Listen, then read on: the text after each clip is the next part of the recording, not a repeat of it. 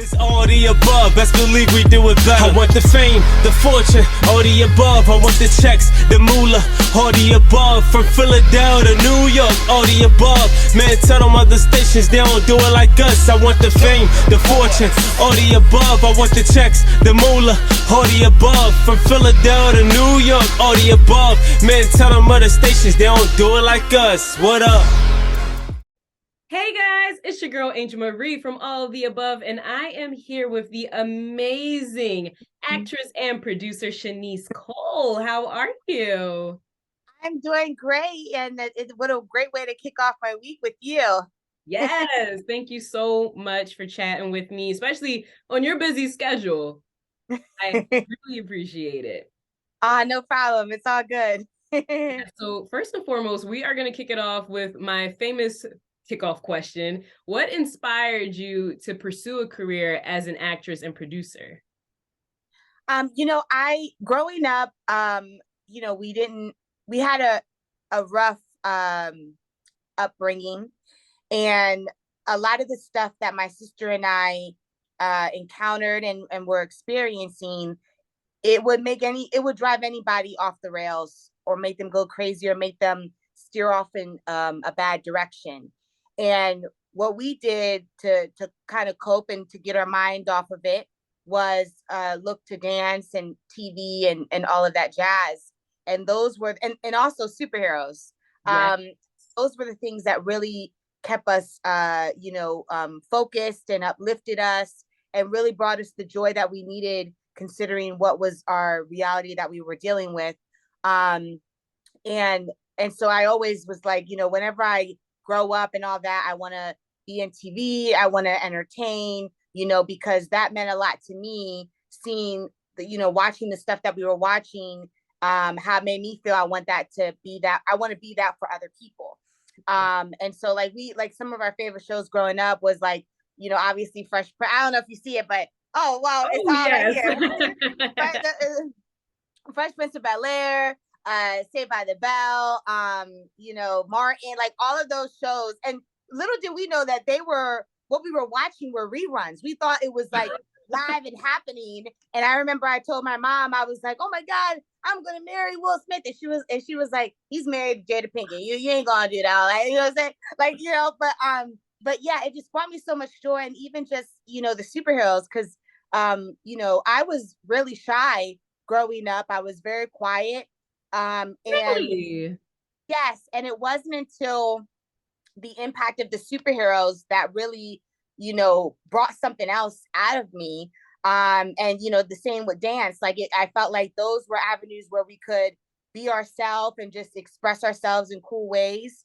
But yeah, the superheroes really allowed me to see that I'm bigger than what I thought I was. Because sometimes, especially when there isn't a lot of positive things happening in your life, you start to make yourself small. And, with superheroes, they made me believe that I was powerful and that I was strong and that, here they are as normal people, but they can do extraordinary things. And that's how I started to view myself, with the influence of superheroes.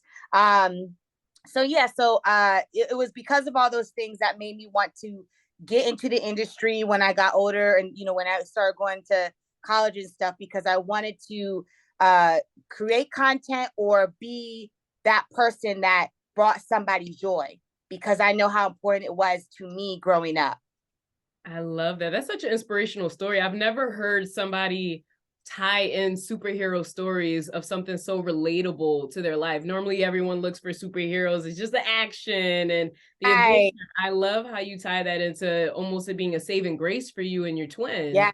Yes, absolutely. And to be honest, like, our mom, she was in all these abusive relationships. And I remember there was one time where I heard them arguing and fighting and stuff. And then I went downstairs and I stood in front of my mom and I got in my Superman stance. And I was like, in order to get through her, you got to get through me. And that the only way that I would have gotten that is me believing that I was truly a superhero, and then ever since then, we started saving our mom. And then, that's why the superheroes mean so much to us, because if it wasn't for them, we wouldn't have had the courage to save our mom or to do some of the things that took strength and courage to do.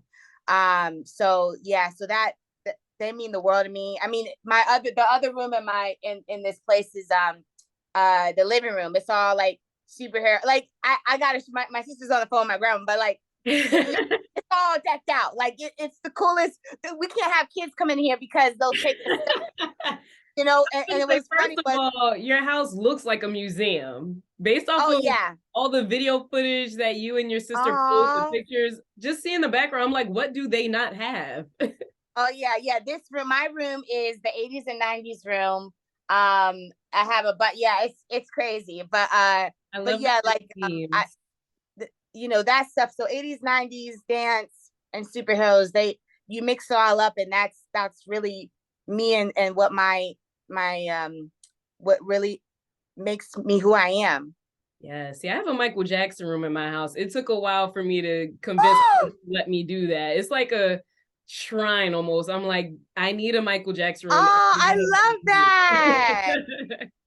It is crazy. Now, what would you say was your first gig in getting your foot through the door in the entertainment industry, whether it was as a producer or an actress? What was that first big landing role or gig for you? My very first, well, the major thing honestly was BET. I was interning at BET, and the funny thing is, you bring up Michael Jackson, and you know, it's known that we love Michael and Janet, blah blah blah. And my boss who hired me, or my boss to be, was out the day that I started the internship, and they needed something immediately, and they were like, just go. Like, I sent her an email and I said, hey, can I get something? And she was like, go to my room and put in my password. The password is underneath my mouse, or like the notepad. Mm-hmm. And I was like, okay. So then I went in, and it was all Michael Jackson stuff in her office. And underneath the password, or underneath the notepad, was her password, and it said Michael Jackson 1. And for a while, that was my password. And I said, "Oh my God, this is meant to be." You know. And then eventually she became my mentor. But yeah, BET was my first major thing, because after that internship, they started hiring me for freelance opportunities to do all their award shows and their specials. And so that really like got my foot into the door, because once I was with BET, it allowed me to easily go into Viacom, or not Viacom, VH1, and then MTV, you know, because I like big companies, because once you're in with one network or channel, then you kind of just are a part of the entire family. Yeah. So that was like my first BET. They'll always be my family. And they show me the ropes. And the crazy thing is, I started in PR, the PR department, which was kind of off the track that I wanted to be, but I'm glad that I did that, because I was able to build relationships with these publicists, and a lot of them they're who I'm corresponding with today, you know, because we got it, like they're pitching me stuff, and you know, I'm pitching them, and you know, all this stuff, and then we're helping each other get the stuff needed on the show, you know. So that's right. Yeah, so little did I know that even though it wasn't what I thought would be on my track, it ended up being in alignment to where I am today. You know, same with me interning the radio station. I interned at the time it was called 100.3 WRNB and 107.9 Philly, and you know, I liked both stations, but my favorite one to intern for was the old school station with Lady B. Because it was crazy, because everything that was being played, I was like, oh, that's my jam. And Lady was like, you weren't even born at that time, you know? And so, but like I said, like the old school people, like all of that, they mean a lot to me. And then eventually I start meeting them at these concerts. And even today, like, I'm grateful because we still have relationships with them, and we look out for them. And even at my job now, I try to weave them in some way. Like I actually just pitched Curtis Blow, because he has the Hip Hop Nutcracker that's coming out, or that's going to be here this week. And I'm sure nobody else will be pitching him, but I'm just like, we got to put him on the show. He's from the golden age of hip hop. He's the pioneer, you know. So I'm all about like making sure that the people that really uplifted me, that they are also woven into my career right now, you know. That is amazing what you're doing. And speaking of all of the billion amazing jobs that you have, you currently work for Access Hollywood as their producer. What is your typical day-to-day like there? So we start each day with a pitch meeting. So it could be like what's trending, breaking news stories, or like evergreen pieces. So like, I do a variety of different types of segments. Like I do, fashion, beauty, cooking, and then obviously the celebrity segments. But yeah, we do the pitch meetings in the morning, and then we fill our day with prepping these segments. And so for today, I was writing the scripts for like tomorrow I have the Full House cast member Candace Cameron Bure, and then I have these dancers, because that's the other cool thing too. Like I thought me working this job, I wouldn't be like, there wouldn't be room to dance, and normally that doesn't happen. But with Mario, he's a dancer. And we started doing this segment called Mario's Minute, and now it's a reoccurring segment. And I always bring on different dancers every week.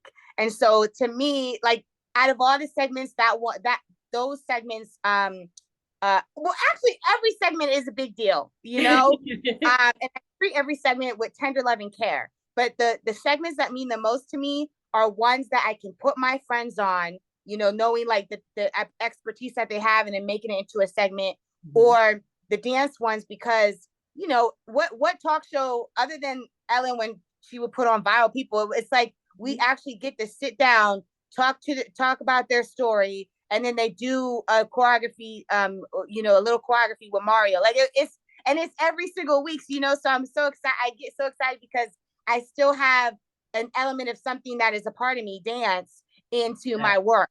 Now, is the dancer in you like itching to like? Are you dancing behind the cameras too with them? Well, the good thing is it's been really helpful to them, because like, if you're not a dancer, you're not gonna know, like you're just gonna want them to do whatever. And sometimes I have to be like, no, they need to rehearse. No, 5, 6, 7, like it's still in me to try to help, and even just the music, like, yeah. So I'm heavily involved with that stuff. But yeah, it's fun building segments, because it starts off with an idea, and then it's up to you to make something come to life in a creative way. So I enjoy doing that, and like I said, I enjoy building segments with my friends. Like one of them that just came about, or it was a couple months ago that we started doing it. But I was training with one of my friends, and he also went to Temple as well. And I lost like 20 pounds in 30 days. And I was like, wow, this is incredible. Like, and like, I dealt with this, like, this can really happen for somebody in 30 days. And so then I pitched it.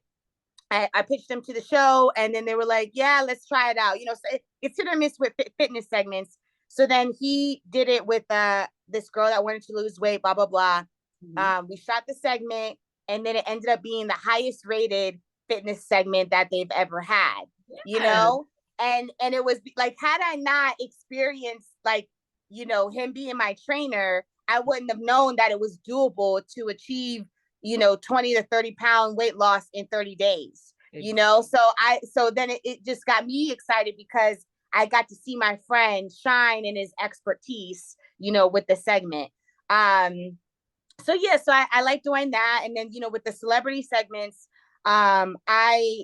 what brings me joy with those is like, especially when I'm interviewing them, because sometimes, like, they do these press tours, and it's always a step and repeat, the same thing. They start getting sleepy, they get tired of the same questions. And I always look at it as, this is an opportunity to get them energized. And so, naturally I'm a nerd. So I'm always wearing something that complements the theme of what it is. Oh, we gonna get into that. Yes. And it is just, it's night and day when you look at other interviews and versus, one with me or whatever, and you see that they go from, you know, okay, who's the next one? And then they see me and then their face lights up, you know, and it's also a moment where I can basically say thank you, you know, for what they're doing, because yeah, you know, they like everybody, you have to go through interviews and all that, but you know, sometimes you can tell when someone's just asking a question just to get the job done, or asking a question to get a bite to go viral, or to get your gotcha moment, or they genuinely are a fan of the work that you do and appreciate your craft. And I always want to make sure that, you know, while I'm on this earth, anybody that I interact with, especially if it's somebody that I look up to or what have you, I want them to know that I am grateful for what they brought to the table and what they've been able to share with the world, which is their gift of acting, dance, or whatever the case may be when they're in front of the camera. Now, speaking of that, we're going to jump a few questions because that's a good segue. So I feel like we might as well mention it now. Your fashion sense and your creative style when it comes to the red carpets, your in-person interviews, even when you're just going to a concert, you are dressed to the T for that theme. How do you come up with the concepts? Where do you find your outfits? Like, how does it all come together for you to bring it to fruition? Yes. And you're a great interviewer, by the way. I like how you it's like a conversation. I mean, it is a conversation, but like, I like your flow. So with that, you know, I always say that I'm a nerd who works at Access. Like I'm a nerd before anything. And so, you know, when what was, I think it was what they assigned me to. I think my first superhero thing that they assigned me to was probably, I think it was something with Harley Quinn. Mm-hmm. And as a nerd, I will instantly cosplay, you know, like I'm not just going to show up regular, like I'm going to cosplay. And so I remember when I did it and then they saw the footage and they're like, whoa, wait, huh? It was different than what they're used to. And they were just like, oh, she's about it. And then that's when they started making me the superhero expert, because they saw that this ain't a game to me. This is my life, you know? Mm-hmm. But yeah, a lot of times I sometimes already have the stuff, the pieces here, or I make it. And I credit that to me working at RuPaul's Drag Race. I only did it for like a season and a half, but that was all I needed to learn how to sew. Because I didn't know. It was crazy. It's like that never even crossed my mind to think like, oh, I want to be a seamstress or anything like that. It was like a skill that I tapped into. I didn't know I had. And I'm happy that I did that show, because I would have never known that I would be able to sew. And it worked to my advantage, because I'm able to make stuff for my twin and I, like, you know, coordinating sets. Yeah. And then like, even we just did a MC Hammer video, and the outfits. Made that? Huh? You made that? No. So the outfits were for a man. Like a lot of times we do a lot of male. We pay homage to a lot of the male artists. I don't know why, but anyway, the outfit was huge. It was for a man, and I was like, I'm gonna shape this and make it feminine. And so I you know, shaped it to make it like cinch in the waist. You know, so I took off a lot of fabric on the sides, brought it in, and then I put in shoulder pads, because I like structure and I like that 80s vibe. And so yeah, so I reconstructed that fit, and no one would have known that it was originally like a oversized thing for a guy. Oh my God. I noticed it was this one, you did a red carpet event for the Spider-Man premiere. You made the Spider-Man top. And I was, oh my God, it was gorgeous. It looked like it was beautiful. And I'm like, the fact that you can make something off like from scratch like that. So that is amazing. Yeah. And how I know that it's a natural gift is I don't measure anything. Like I kind of just like I have it in my mind, or I'll like sketch it out and I'll be like, okay. And then I just do it, you know, like that. So what was funny was Shanae did a wedding this weekend. Mm-hmm. And she bought this. That's why we don't like. I like purchasing items from thrift. Like 90% of 95% of my wardrobe is thrift stuff. It's very rare that I buy something from a regular store. But like if you're going to a wedding or something like that, unless like a lot of the old school pieces are they're good material, but it's depending on the vibe of the wedding. And so Shanae ended up getting something from like, it was either Fashion Nova or Pretty Little Thing, one of the two. And those products are very thin. And sometimes the measurements aren't that great. And so she ordered a small in this jumpsuit, and when she put it on, it was like they should have just said for tall girls on the description, but it was dragging. Yes. And so she was like, I mean, she did it last minute. Luckily I was able to do it, but she was like, Shaniece, can you hem my jumpsuit? And I said, well, and then she was like, she went to, I guess, like some shop out here, and they were like, yeah, it'll be $30 and we'll get it to you in 3 to 5 days. Ooh. And I was like, I mean, I can just do it. It'll take me 5 minutes, So it was like, so it's good to have that, expertise in that area, so I can help in cases like that, but also like help with stuff for our brand. And then also just making sure that, whatever I present to the world is done right, and I'm sure you're the same way. You have a spirit of excellence, and it's like, I never want to just throw something together. I want to make sure that it's done in the best way possible, especially if I'm paying homage to somebody. Like, I want to make sure that it's done right, and that it's not, I'm not just doing it for a gag. It's not, to me, it's never for a gag. It's always like, thank you for making me smile, when I do that stuff. I love that. Speaking of your twin, Shanae, you both are actually originally from the East Coast, and you uprooted yourselves to LA to have an amazing life. What is that like, experiencing LA with your twin sister?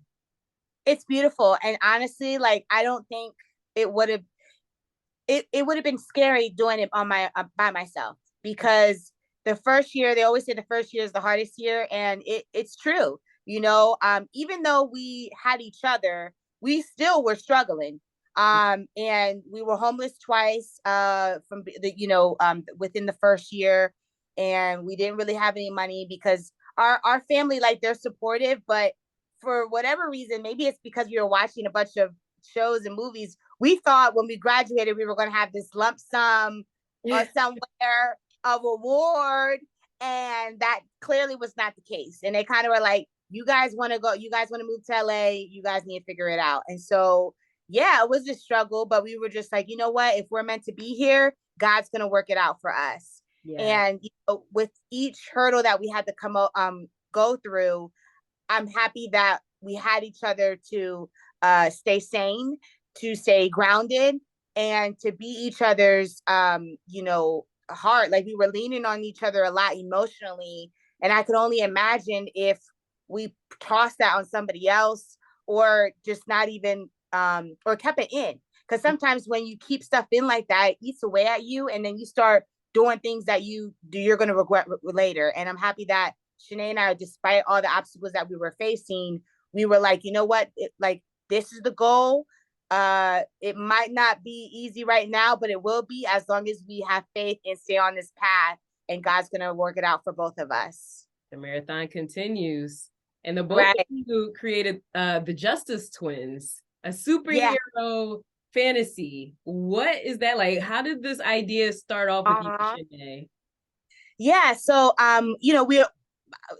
we love superheroes, and we're always like, oh, like our core superheroes, like, I love Superman, Supergirl, she likes Wonder Woman, but together we're the Justice Twins. And we were like, you know what, there isn't really a set of twin superheroes like us. There's the Wonder Twins and all the, all these other little things, but and a lot of it is fraternal twins, like a boy and a girl. And we were like, we got to just create our own. Like, if we don't see it, we got to create it.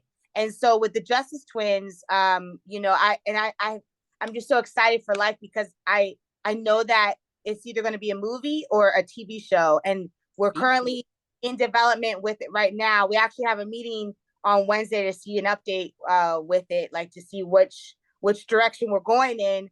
But it's like, we see a lot of things on TV, and some of it is great, some of it isn't, and some of it is like, how did that get approved to be on a show or what have you? And with us, we're like the only way to better share our story and bring this character to life is us. But yeah, the Justice Twins is we're superheroes who are, I say Black excellence, because we need to have more Black female superheroes out there. And it's also a story about how we navigate being superheroes as twins. One twin might have a better power than the other one, and the other one might feel some type of way because of it. Or one twin gets hurt and all that. It's nice to see that dynamic in that light, because it's rare that we see how twins work together with superheroes, with also trying to be twins and also trying to be individuals. So it's something that is going to be refreshing for people to see. And we actually took it out unknowingly to market when we were at San Diego Comic-Con. We were going to be Doctor Strange and Thor, and then Shanae's Thor outfit wasn't coming together. And like I said, like, if it ain't right, we ain't gonna bring it out to the world. And so we were like, I said, I'm gonna be Doctor Strange regardless. Like that's been done. I'm ready. And then I was like, you know what? We can be the Justice Twins. Like, why not be our own character? And when we went, it was as if the show was already out, because everybody was just swarming, taking photos of us, all of that. They were like, what network is it on? Do you guys have comics? Like, it was just a beautiful response. And it also solidified us knowing what we created is meant for people to see. And how will people know if they don't see it? If we would have just kept the idea like this, then we wouldn't have got known how much people wanted to see the Justice Twins, like to see it build out, and that's the risk that you have to take in life. Sometimes, it could be scary when you try to test things out, but I'm always like, if it, like my favorite scripture is asking, it will be given to asking, it will be given to you, seeking, you will find, knocking, the door will open. And I constantly think about that every single. I'm about to get a tattoo right here, actually, but it's like, if you don't do those things, how do you expect people to help you? How will you expect people to be impacted by what you're trying to present to the world? And you have to do the work yourself. He's always going to do the work for you. He's going to always be working behind the scenes, but you also have to do the work yourself, So I'm happy. Yeah. So I'm happy that, we were working on this for a while, and that when it finally was ready to be brought out to the world, we were ready. Yeah, you gotta be a walking billboard for yourself. Yeah. Now, you've also graced our screens as an actress, where you were featured on The Neighborhood with legendary actors such as Kainer and Tashina Arnold, and you also had a role on Family Reunion with Tia Mowry. What were those experiences like for you? What was your initial reaction when you found out that you landed those roles? Yeah. So thank you so much. So when we first came out here, we were signed to an agency, and I remember we were asking to be on, like, superhero stuff, and we kept asking because the stuff that they were sending us out on, it wasn't in alignment with who we were. Like, it was like crazy roles, like trying to be something that we're not. Like, yes, acting is acting, but like the first role that I get, I don't want to be stripping, or I don't want to be like a drug dealer or anything like that.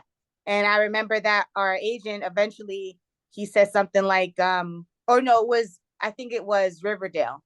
It was when Riverdale had been announced, and he said, "What makes you think you're going to get on Riverdale when you don't have no credits? You're unknown. You're this. You're that." And that honestly really hurt me. Especially just coming out here.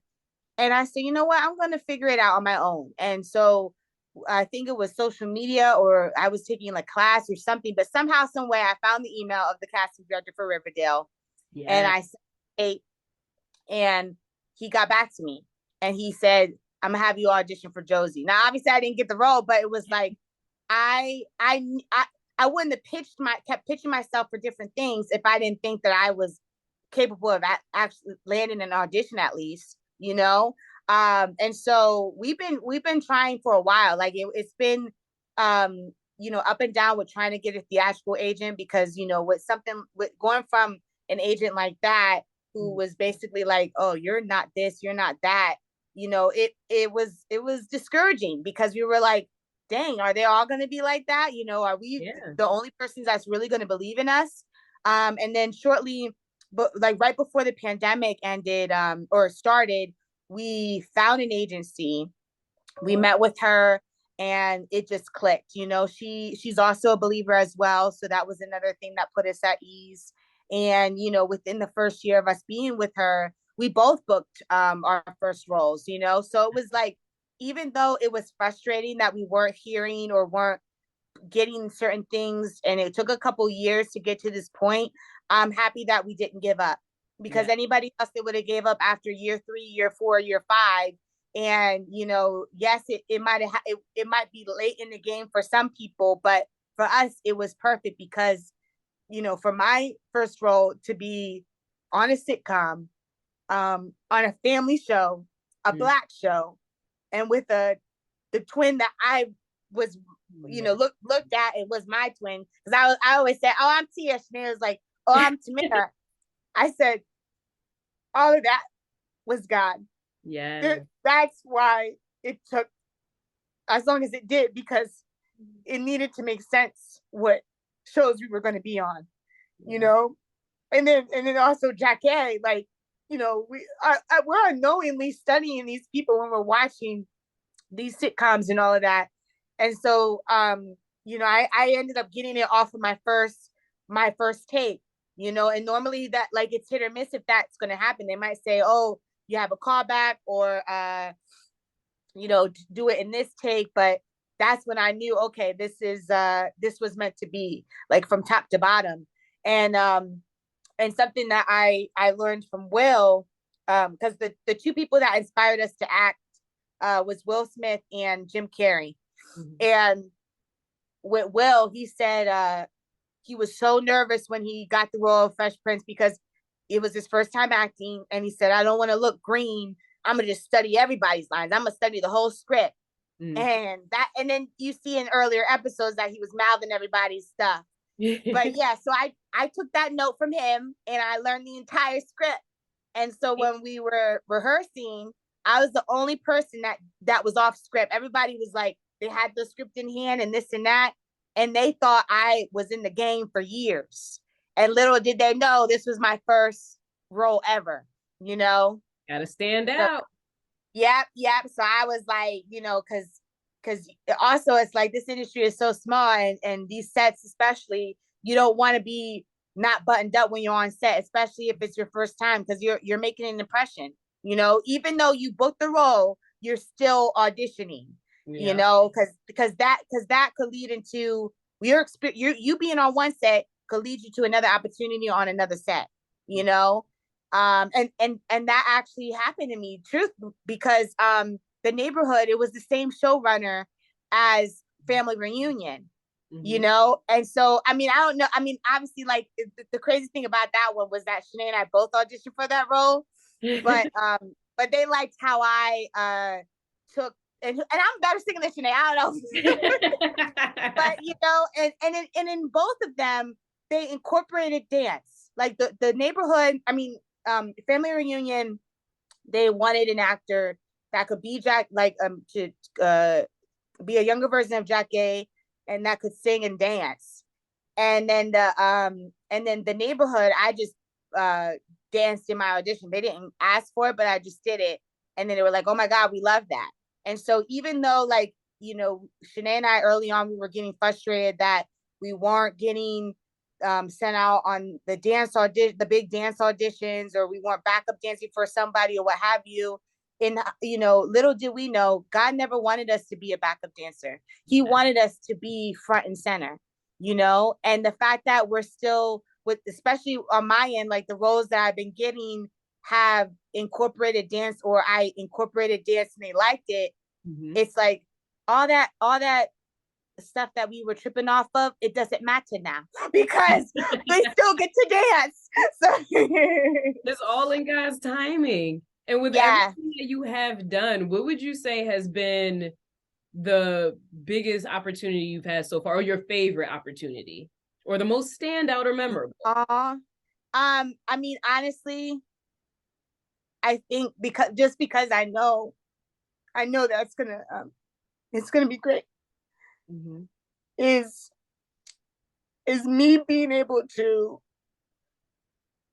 do stuff with my twin sister, and in particular the Access Hollywood Justice Twins debut, because when I ended Steve Harvey, well, it got canceled. The show got canceled for daytime or on NBC, and everybody was tripping out. They were like, "Oh my God, what are we gonna do?" Da da da. And one thing I loved about working with him is that it didn't matter how late we were taping or what have you, or how many shows he did, or how many things, millions of things he did before we taped. He still wanted to spread God's message after every episode, to the audience and to us. And so he put with that every single day, that reminder every single day. I never worried, because I'm like, if he ain't worrying, I'm not gonna worry. If he tries it, like, Okay. And so when the show when it was announced, he said, like, people were like, "Steve, are you okay? Are you okay?" And he was like, "I'm fine. God got me." And so when he said that, I was like, "Yeah, all y'all can be tripping out. I'm fine because God got me." Me and him were on one accord. Me and Steve. Like, yes. And so I wasn't looking for another job. I was like, you know what? I after this, at least I can, figure something else out, and focus on auditioning. And then the next day, I get a message from my boss that I worked with at a previous show, and she said, "Hey, I just actually the day before I ran into her on the NBC lot, and she hadn't seen me in a while. And then the next day, she was like, 'Hey, it was great seeing you on the lot, and I just heard the news about Steve. I don't know if you're interested, but there's an opening at Access if you want to come and start next week.'"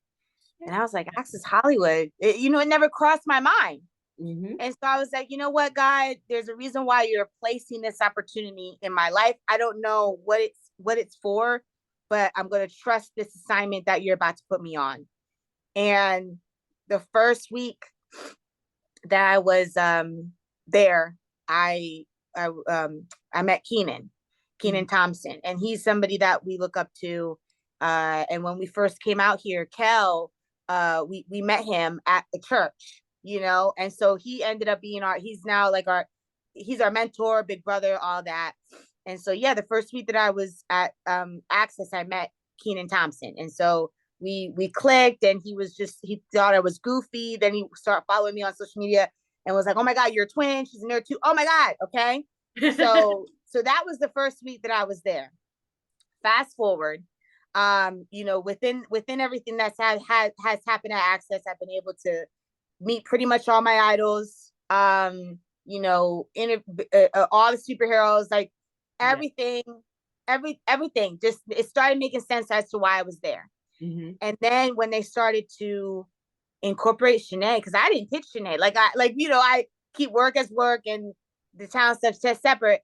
And they saw on social media the videos, and they were like, "Oh, let's bring your sister on and to do some stuff together."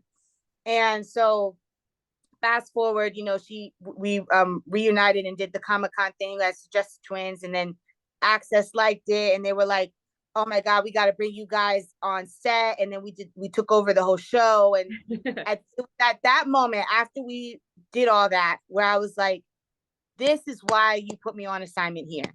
Yeah. Because and then with the Kenan thing, he's the person that is developing this show for us, or developing the Justice Twins for us. Yeah. So here we have it, that the first week that I was there, I met Kenan.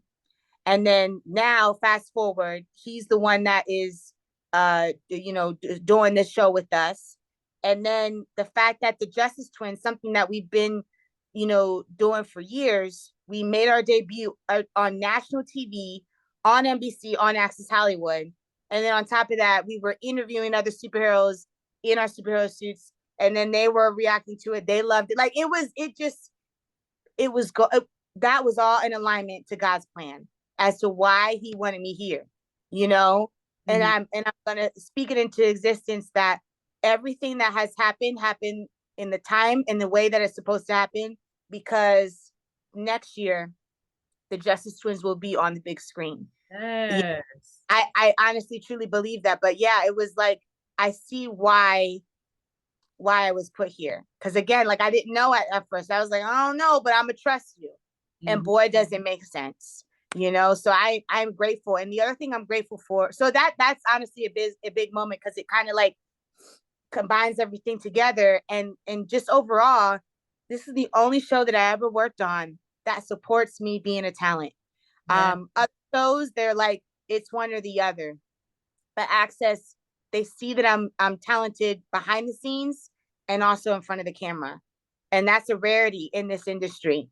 So I am forever grateful for them for seeing me in both lights, you know? And so I know why I was placed here, and I'm grateful every day. I hope you realize how much you are a walking testimony. You really and piggybacking off of that, what advice would you like to give out there to young and aspiring producers, actresses, dancers, literally everyone in the entertainment industry? Because I feel like you just encapsulated all. I can't put you in a box of just one category. Yes. Honestly, what I'm happy that I didn't do was keep myself in a box. I embraced everything, all the talents that God gifted me with. And a lot of times when people start to build their careers and start to, you know, break into the industry, they feel like they got to hone in on one thing. And that's not the case. There's so many different ways that we can showcase our talent. And and eventually you'll be able to use that in some capacity and all together. Like it'll start to build as one. And I'm happy that I didn't limit myself. I didn't put myself in a box. And I embraced everything that God gave me. And I encourage that to everybody that's trying to break in, you know. And then the other important thing is being true to yourself. Sometimes when you get into, especially in our industry, people feel like they got to act a certain way. I am still the same person, just wiser, you know, but I'm still the same person that I was like 10 years ago, or when I was in high school, what have you. I'm still a nerd. I still love old school. And those very things have given me the biggest opportunities of my life. You know, I wouldn't be interviewing like anybody that I've ever interviewed is in those categories. They're either superheroes, they're either from the 80s or 90s, or yeah, that's what it is. Those are the three categories, or like something dance related, you know. And it's because they saw my interest, they saw, you know.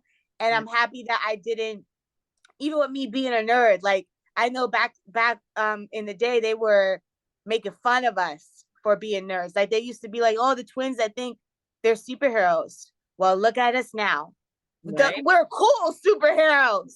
Like, you know, we took over San Diego Comic-Con. We take it over, you know. So it's like I'm happy that we still were our true, genuine self. And like I said, the biggest opportunities that I've ever gotten, and you know, both of us collectively, is us being our true self.